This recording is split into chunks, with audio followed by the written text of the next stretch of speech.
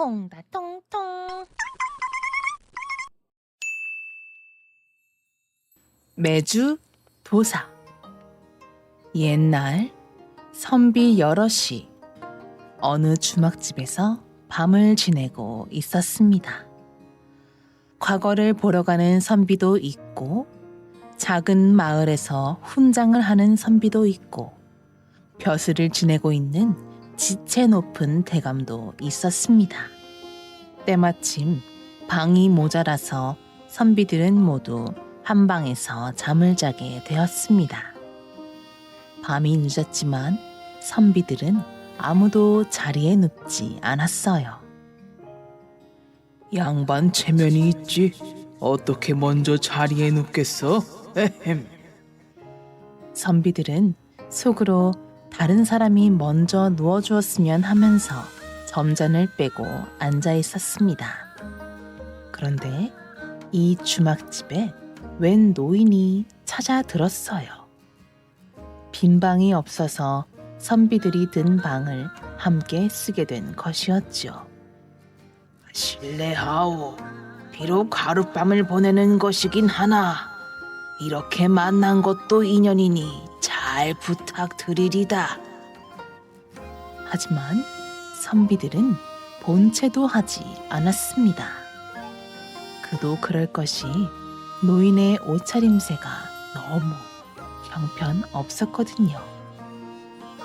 허름한 옷에는 때국이 주르르 흐르고 갓은 해져서 너덜거리니 영락없는 거짓골이었지 뭐예요. 노인은 한쪽 구석에 앉아서 얌전히 잠을 청했습니다. 지체 높은 선비들은 노인하고 같은 방에 있다는 것만으로도 기분이 나빴어요. 그래서 노인을 내쫓을 수작을 꾸몄죠.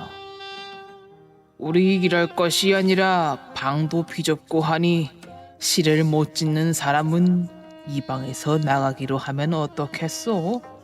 오, 그거 좋은 생각이요. 이렇게 해서 시 짓기 내기가 시작되었습니다. 한 사람이 시를 짓고 나면 그 옆에 앉은 사람이 이어서 시를 지었어요. 마침내 노인이 시를 지을 차례가 되었습니다. 선비들은 속마음을 감추고 점잖은 표정으로 노인에게 말했습니다. 자, 늙은이도 시를 한 수 지으시오. 못 지으면 이 방에서 나가야 하오. 그러자 노인은 허허 웃으며 말했습니다. 나는 시를 지을 줄 모르니 그 대신 그림을 한 폭 그리면 어떻겠소이까? 저런 거짓골을 한 늙은이가 그림을 그리면 얼마나 잘 그리겠어? 속으로 이렇게 생각한 선비들은 흔쾌히 허락했습니다. 아, 그러시오. 하지만 잘 그리지 못하면 나가야 하오. 노인은 낡은 보침 속에서 종이와 붓을 꺼내 슥슥 그림을 그리기 시작했습니다. 먼저 아득하게 높은 산을 그리고 하늘을 그리고 그 다음은 시퍼런 바다를 종이에 가득 그렸어요.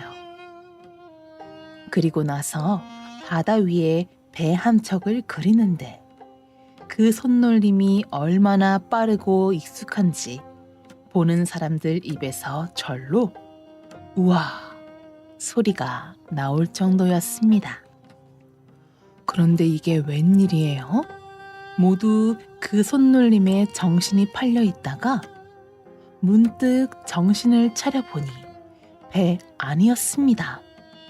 사방을 둘러보니 아득한 바다뿐이었죠. 물결은 출렁출렁하고 배는 이리저리 흔들리니 다들 얼이 빠졌습니다. 대체 이게 어찌된 일이오? 모두들 배잔을 꼭 잡으십시오. 잘못해서 배가 뒤집히면 모두 죽습니다.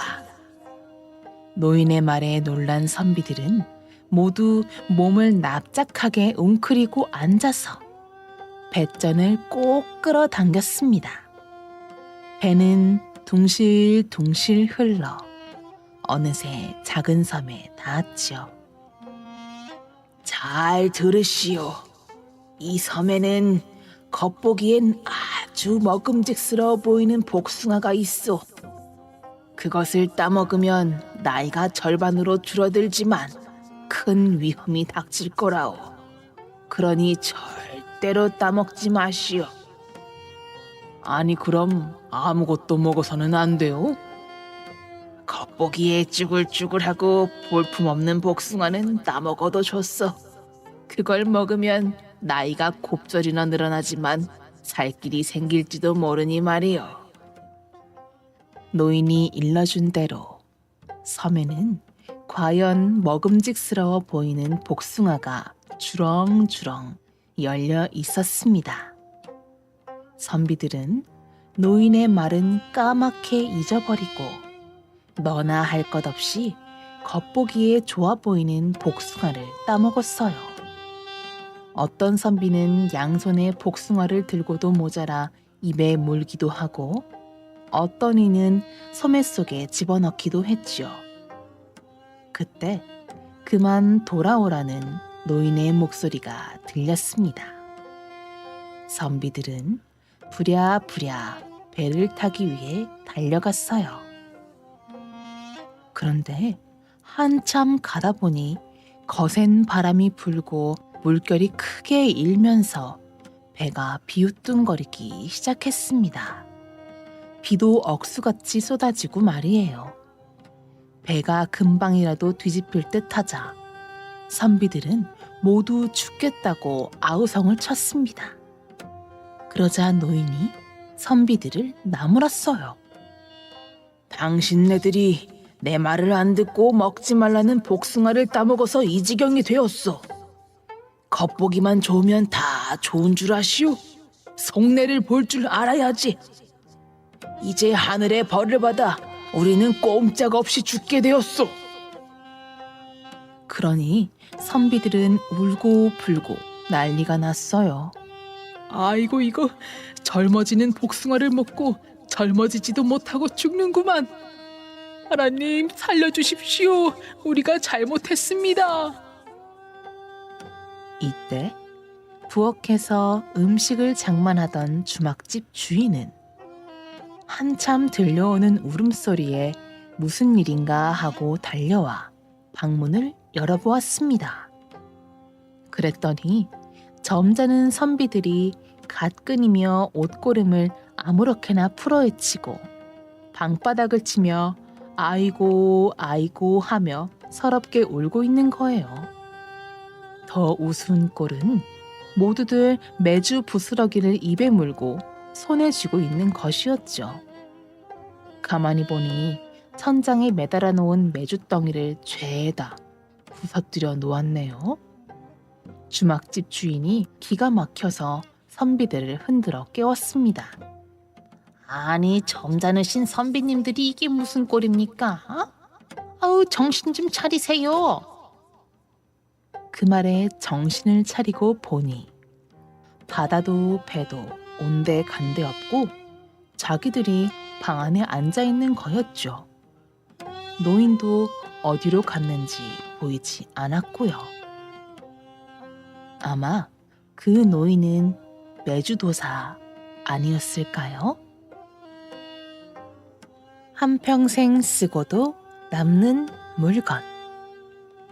옛날 어떤 마을에 부자 영감이 살았습니다. 영감은 그 마을에서 제일 가는 부자인데도 늘 돈을 더 벌고 싶어 했어요.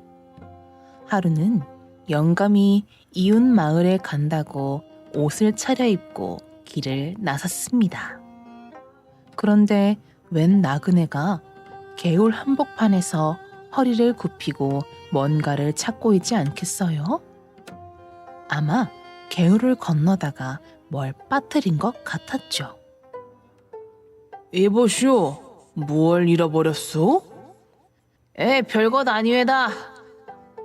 나그네는 거들떠보지도 않고 자꾸 무엇인가 찾기만 했습니다. 영감은 그럴수록 더 궁금해졌어요. 좀 압시다 그려. 무얼 잃어버렸기에 그리 열심히 찾으시오? 그러자 나그네는 마지못해 허리를 펴더니 이렇게 말했습니다. 그 물건은 내가 한평생 쓰고도 남는 물건이라오. 그 말을 들은 부자 영감은 입맛이 당겼죠. 한평생 쓰고도 남는 물건이라. 틀림없이 값이 많이 나가는 물건일게야. 영감은 첨벙첨벙 물속을 뒤지기 시작했습니다. 나도 같이 찾아보리다. 귀한 물건을 잃어버렸다는데 모른 채 하고 그냥 지나쳐서야 사람의 도리가 아니지요. 참, 뭘까? 돈이 가득 든 전대일까? 값비싼 보석일까? 에헤, 내 눈에 띄기만 하면 슬쩍 집어넣어야지. 영감은 자기 옷이 다 젖는 줄도 모르고 개울을 뒤졌습니다. 아유, 이제야 찾았네. 나그네가 무엇을 주었는지 몸을 일으키며 소리쳤어요. 영감이 눈이 등잔만해져서 바라보니 그것은 그냥 붓이었습니다. 여보시오, 그 붓이 한평생 쓰고도 남는 물건이란 말이오? 그렇소이다. 이걸 가지고 한평생 글을 쓰다가 내가 죽으면 아들놈에게 물려줄 거요. 영감은 나그네에게 속았다고 생각하니 화가 나서 견딜 수가 없었습니다. 아니, 그러면 진작 붓을 잃어버렸다고 하지. 왜 한평생 쓰고도 남는 물건이라고 해서 나까지 이 고생을 하게 한 거요? 그러자 나그네가 허허 웃으며 말했습니다. 참 별 사람 다 보겠네. 어떻게 말하나 마찬가지 아니오? 그리고 내가 당신더러 찾아달라고 부탁한 적도 없는데 어째서 공연히 남의 일에 끼어들어 그러는지 모르겠구려. 말을 마친 나그네는 붓을 소중하게 품에 넣고는 사라졌습니다. 아이 참, 공연히 고생만 실컷 했네.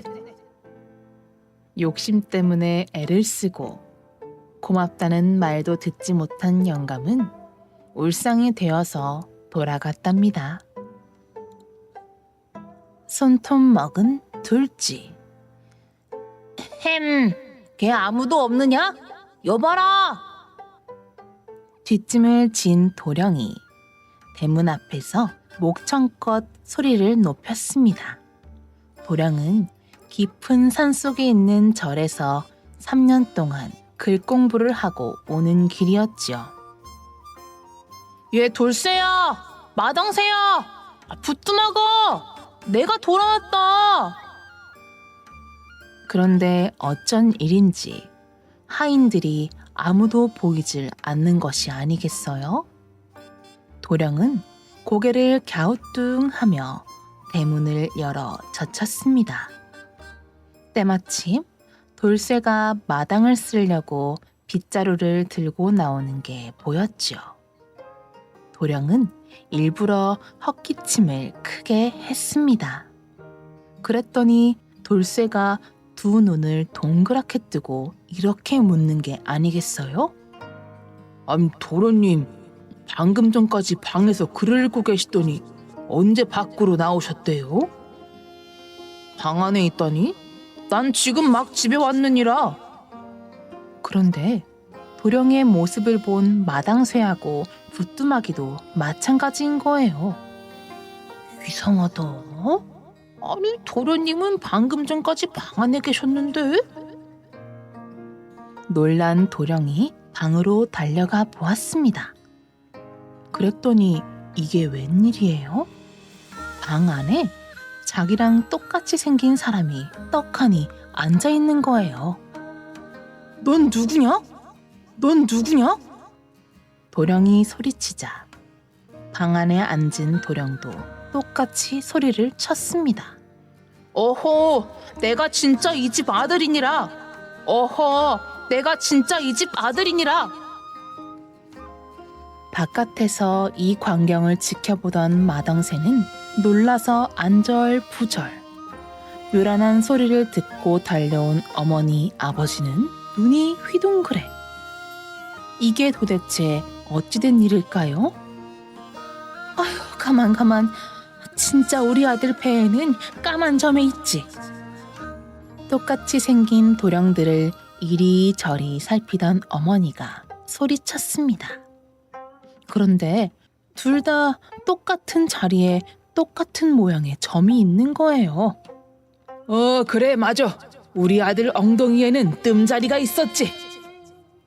아버지는 냅다 도령들의 바지춤을 내려보았습니다. 그랬더니 둘 다 엉덩이에 손톱만한 뜸자리가 있네요. 이쪽도 내 아들이고 저쪽도 내 아들이니 이 일 어쩌면 좋대? 그때 방 안에 앉아있던 도령이 이렇게 말했습니다. 진짜 이 집 아들이라면 우리 집 곳간에 곡식이 얼마나 쌓여있는지 알 겁니다. 저 가짜에게 그걸 물어보십시오. 아버지와 어머니는 똑같이 생긴 두 도령에게 곡간에 있는 곡식이 몇 섬인지를 물어보았습니다. 그게 산에서 막 내려온 도령은 대답을 할 수가 없었어요. 오라, 네가 바로 가짜로구나. 아버지와 어머니는 대답을 하지 못한 도령을 집 밖으로 끌어냈습니다. 집에서 쫓겨난 도령은 동네 어귀를 어슬렁 걸었어요. 그런데 길을 지나가던 스님이 도령을 보더니 혀를 끌끌 차면서 이렇게 말하는 게 아니겠어요? 아하이, 그러게. 손톱 발톱을 잘 싸서 버렸어야지. 스님, 그게 무슨 소리입니까? 부모님께서 물려주신 귀한 손톱 발톱을 함부로 했으니 벌을 받는 게 당연한 것 아니겠나? 스님께서는 제가 집으로 돌아갈 방법을 알고 계시지요? 부탁입니다, 스님. 저를 도와주십시오. 스님은 어쩔 수 없다는 듯 바랑에서 무언가를 꺼내 주었습니다. 그것은 고양이였지요. 도령은 스님이 준 고양이를 품속에 감추고 집으로 돌아갔습니다. 그러자 가짜 도령이 두 눈을 부릅뜨고 호통을 치네요. 네, 이놈! 여기가 어디라고 다시 들어온 게냐? 도령은 얼른 품속에서 고양이를 꺼내 던졌습니다. 그러자 가짜 도령이 마구 소리를 지르며 도망을 치는 거예요. 사실 그 가짜 도령은 천년 묵은 들쥐가 둔갑을 한 것이었답니다. 도령이 산속에서 공부를 할 때 손톱 발톱을 깎아 함부로 버렸는데 그걸 주워 먹고 도령으로 둔갑을 했던 거였답니다. 짧아진 바지. 옛날에 부자 영감과 가난한 선비가 한 마을에 살았습니다. 그 둘은 모두 딸만 셋을 두고 있었어요. 사람들은 부자 영감네 딸들을 보고는 손가락질을 하고 혀를 끌끌 차는데 선비들의 딸을 보면 효성스럽다며 입이 마르도록 칭찬을 아끼지 않았습니다. 부자 영감은 배가 아파 견딜 수가 없었고요. 그래서 어느 날 선비네 딸들이 효성스러운 게 사실인지 확인을 해보려고 선비네 집을 찾았습니다. 그런데 글쎄 선비가 무릎이 다 드러나는 짧은 바지를 입고 있지 뭐예요. 부자 영감이 놀란 눈으로 쳐다보자 선비가 껄껄 웃으며 말했습니다. 아, 이 바지 말씀입니까? 사연이 좀 있지요. 며칠 전 여름 옷을 한 벌 지었는데 바지가 너무 길지 뭡니까? 그래서 딸들에게 바지 길이를 한 뼘만 줄여달라고 부탁했지요. 그런데 다음 날 보니 바지가 3뼘이나 줄어있더군요. 선비는 무엇이 그리 좋은지 계속 싱글벙글 했답니다. 아니, 한 뼘만 줄여놓으라고 하였는데 어찌 3뼘씩이나 줄여놓았단 말입니까? 부자 영감은 선비의 딸들이 과연 효성스러운 것인지 의심스러워졌어요. 예, 그래서 딸들을 불러 물었더니 딸들이 한마디씩 하더군요. 첫째 딸 하는 말이 그거 참 이상하네요. 제가 어젯밤에 아버지 말씀대로 딱 한 뼘만 줄여놓았는데요. 그러자 둘째가 어머, 언니가 줄여놓았어요? 나는 그것도 모르고 또 줄였네? 이러는 겁니다. 그러자 셋째는 어쩌면 좋아요. 저도 오늘 아침에 한 뼘을 줄인걸요. 하고 울상이 되지 뭡니까?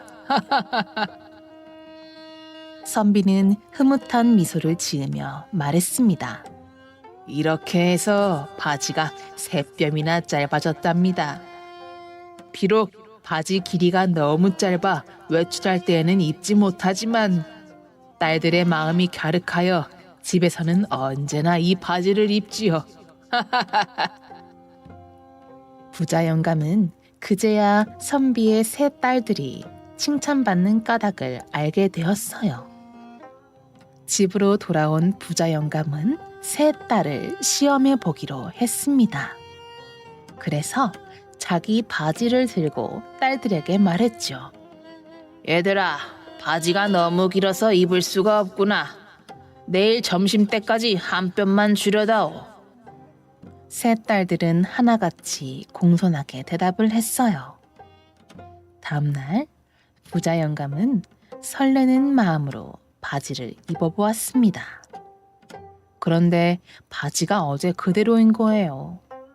부자 영감이 이유를 묻자 딸들이 차례로 대답했습니다. 저더러 말씀하신 거였어요? 저는 둘째가 줄여놓을 거라고 생각했는데. 어머, 그런 일이라면 당연히 막내가 하는 거죠. 아직 바느질도 서툰 제가 어떻게 바지를 줄이겠어요? 언니들이 해야죠. 딸들은 서로 흘겨보며 책임을 떠넘겼습니다. 이 모습을 본 부자 영감은 그저 한숨만 푹푹 내쉬었대요. 밭에 묻어놓은 보물. 옛날 어느 마을에 농부 하나가 살았습니다. 비록 가난했지만 성실하고 부지런해서 남들보다 큰 돈을 모을 수 있었죠. 얼마 가지 않아 농부는 마을에서 제일 큰 부자가 되었습니다. 그런데 재산이 늘어난 만큼 농부에게는 걱정거리도 늘어났습니다. 농부의 3 아들이 일이라곤 하지 않는 게으름뱅이들이었거든요. 농사일을 거들어 달라고 하면 큰 아들은 쟁기를 끄는 둥 마는 둥. 둘째 아들은 일을 시작하기 무섭게 배가 고프다며 찡얼찡얼. 막내 아들은 나무 그늘에서 늘어지게 잠만 잤습니다. 세월이 흘러 농부는 농사일을 할 수 없을 정도로 늙었어요. 그런데 3 아들은 여전히 게으름만 피우고 농사일은 거들떠 보지도 않았습니다. 그러다 보니 논밭에는 잡풀만 무성하게 자랐어요. 어느 추운 겨울날, 농부는 덜컥 자리에 눕고 말았습니다. 좋다는 약을 다 써보았지만 병은 조금도 나아지지 않았어요. 죽을 날이 머지 않자 농부는 3 아들을 불러놓고 이렇게 말했습니다. 얘들아, 아무래도 나는 더 이상 살 수 없을 것 같구나. 내가 너희들에게 물려줄 재산을 금은보화로 바꾸어 논밭에 묻어 놓았으니 논밭을 파헤쳐 찾아 가지도록 하여라. 말을 마친 농부는 곧 숨을 거두고 말았습니다. 삼형제는 아버지를 양지 바른 곳에 묻고 난 후 금은보화를 찾기 위해 부지런히 논밭을 팠습니다. 매서운 겨울바람에 코끝이 시리고 손발은 부서질 듯 아팠죠. 시간이 흘러 어느새 따뜻한 바람이 불고 새싹이 돋는 봄이 되었습니다. 분명히 아버지가 논밭에 묻어놓았다고 하셨는데 삼형제는 실망한 나머지 어깨를 축 늘어뜨린 채 주저앉아 버렸어요. 그런데 그때 삼형제의 눈에 파릇파릇 돋아난 새싹들이 보였습니다. 갑자기 큰아들이 무릎을 탁 치며 일어나더니 소리를 쳤어요. 얘들아, 드디어 보물을 찾았다. 이 논밭을 보물로 물려주신 거야. 그렇군요, 형님. 이젠 운은 다 갈았으니 씨만 뿌리면 되겠네요. 아버지가 게으른 우리에게 남기신 보물이 바로 이거였던 거야. 삼형제는 그제야 아버지의 깊은 뜻을 깨달았답니다. 아버지의 땅을 늘리고 또 늘려서 결국은 나라에서 제일 가는 부자가 되었대요. 청개구리. 말 안 듣는 아이를 청개구리라고 하지요? 왜 그런 줄 아나요? 그것 말이죠. 바로 이 청개구리 때문이랍니다. 옛날에 엄마 말을 무척 안 듣는 청개구리가 있었거든요. 엄마가 동쪽으로 가라고 하면 서쪽으로 가고 남쪽으로 가라고 하면 북쪽으로 갔지요. 얘야, 오늘은 산에 가서 메뚜기 좀 잡아오거라. 엄마가 이렇게 말하면 청개구리는 첨벙첨벙 물가로 갔어요. 얘야, 밥 짓게 뜨거운 불씨 좀 가지고 오거라. 그러면 청개구리는 물을 가지고 왔고요. 이렇게 뭐든 반대로만 했답니다. 남들은 다 개굴개굴 하고 울 때 청개구리는 굴개굴개 하고 울었어요. 앉으라면 서고 서라면 앉고 뛰라면 걷고 걸으라면 뛰고 오라면 가고 가라면 오고. 결국 청개구리 때문에 엄마는 병이 나고 말았답니다. 시름시름 앓던 엄마는 곧 죽을 것을 깨달았어요. 내가 산에 묻어달라고 하면 개울가에 묻겠지? 이번엔 반대로 말해야겠어. 그래서 엄마는 이렇게 말했습니다. 얘야, 엄마가 더 이상 너를 돌보지 못할 것 같구나. 내가 죽거든 산에 묻지 말고 꼭 개울가에 묻어다오. 청개구리가 아무리 흔들어 보아도 소용이 없었어요. 엄마는 결국 숨을 거두고 말았죠. 내가 뭐든지 반대로만 해서 엄마가 병이 나신 거야. 그래, 마지막 엄마 소원만큼은 꼭 제대로 들어드리자. 청개구리는 엄마를 산이 아닌 개울가에다 정성스럽게 묻어드렸답니다. 그런데 개울가에 묻었으니 비가 오면 떠내려 갈지도 모르잖아요. 그래서 청개구리는 비가 올 때마다 걱정되는 마음에 개굴개굴하고 소리 높여 우는 거랍니다.